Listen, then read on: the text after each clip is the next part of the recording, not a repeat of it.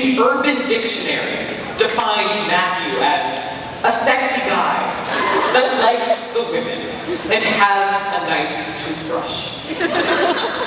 Now, while this is ridiculous, it does raise the question, how do I define myself? I know how other people define me. By the time I got into high school, I had been called gay roughly 10 times. And while this doesn't insult me, some of these people meant for it. Others simply assumed I identified that way. Why is this? Is it because I'm friends with girls? Is it because I sing and act instead of playing sports? Is it because I'm open about how I feel?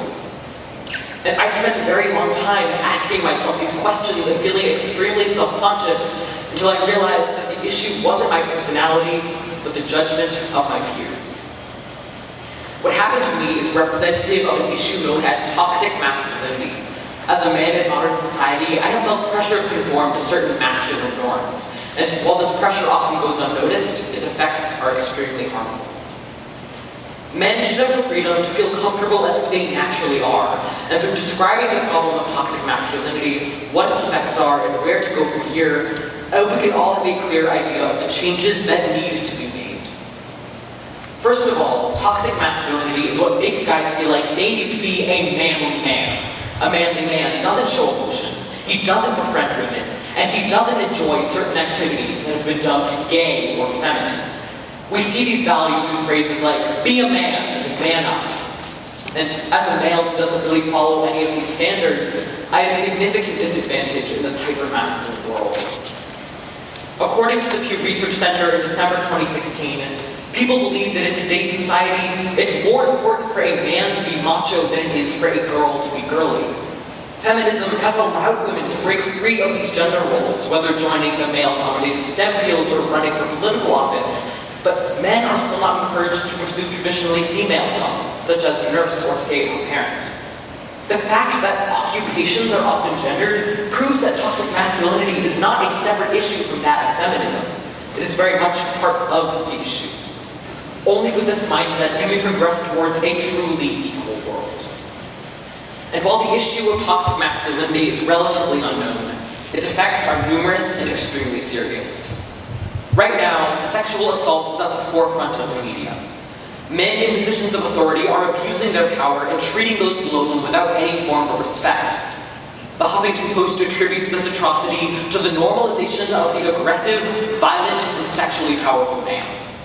When men are told to be imposing dominant creatures, they embody the stereotype and act without regards for consequences, as was the case with Harvey Weinstein, Roy Moore, and many others.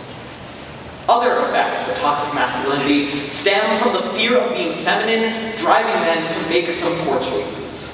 The Scientific American even reports last month that some men think that protecting the environment isn't macho enough, so they avoid taking actions that can be seen as going green.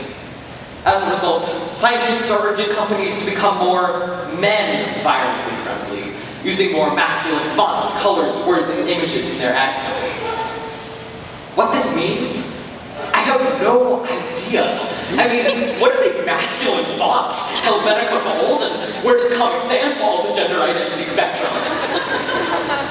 I do know, however, that changing advertisements to cater to men only contributes to harmful gender norms.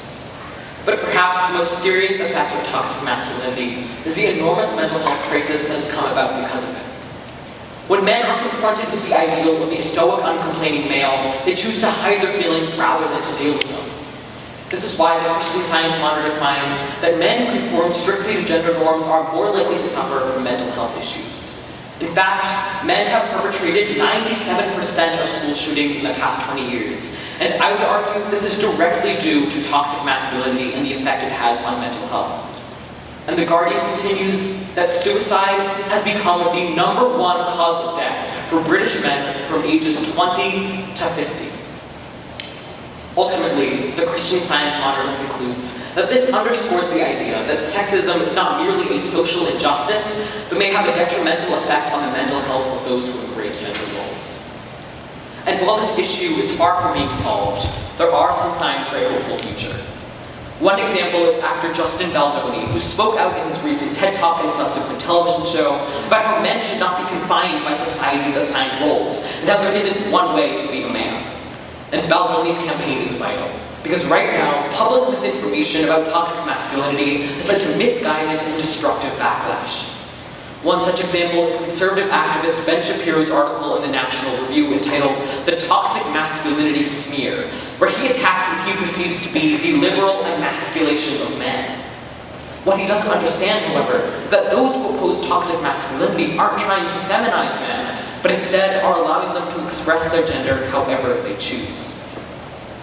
There isn't just one way to be a man, and trying to fit this image is detrimental, confining, and ultimately futile. My personal experience with toxic masculinity motivated me to speak out against society's restrictions, yet this is more the exception than the rule. But we can turn this around.